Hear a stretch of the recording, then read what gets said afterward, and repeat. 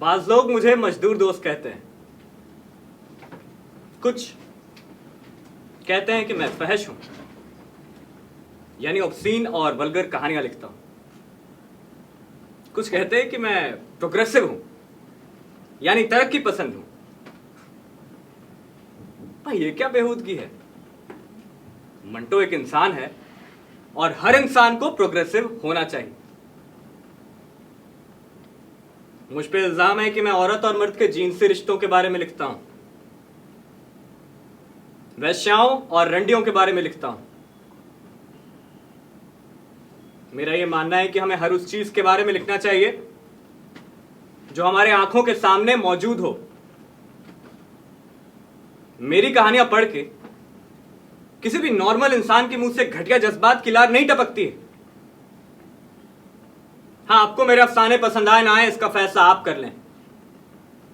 मेरी कहानी दूसरी कहानी से तय है या नहीं इस पे लिटरेरी क्रिटिसिज्म कर लें, लेकिन अदब यानी लिटरेचर ये हरगिज हरगिज फहश नहीं हो सकता है।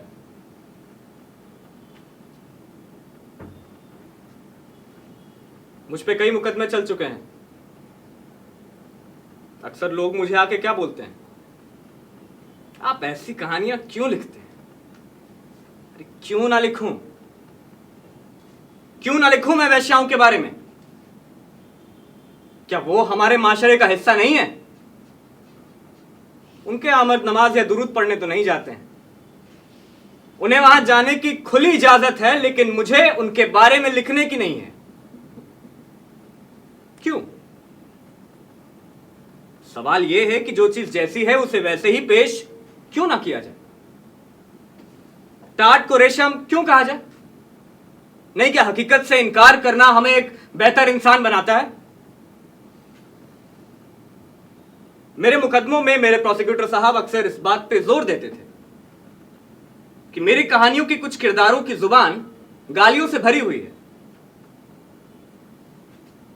और मैंने तो उनसे वही अल्फाज बुलवाए हैं जो हजारों लोग अपनी रोजमर्रा की जिंदगी में इस्तेमाल करते हैं। हाँ, मिसाल के तौर पे अगर मैं आपको कहूं कि भाई आप तो बड़े चूतिए हो, मैं यहां हूं और आप मुझे वहां ढूंढ रहे हो, नहीं तो क्या मैं आपको गाली दे रहा हूं?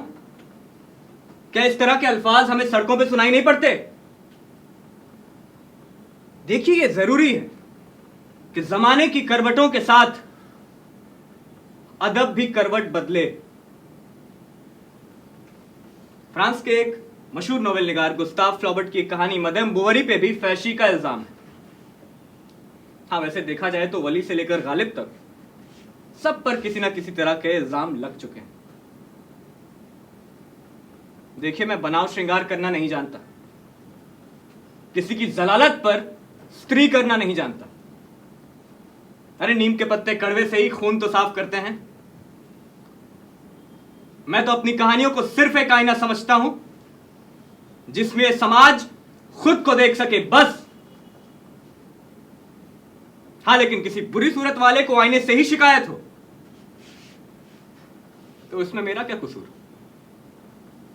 अगर आप मेरे अफसानों को बर्दाश्त नहीं कर सकते तो इसका मतलब यह है कि यह जमाना ही नाकाबिले बर्दाश्त है। नहीं, मुझे शोर हंगामा बिल्कुल पसंद नहीं, ना ही मैं सेंसेशनलिस्ट हूं। अरे मैं उस सोसाइटी की चोली क्या उतारूंगा जो पहले से ही नंगी है? उसे कपड़े पहनाना मेरा काम नहीं है। मैं काली तख्ती पे सफेद चौक का इस्तेमाल करता हूं ताकि काली तख्ती और नुमाया हो जाए।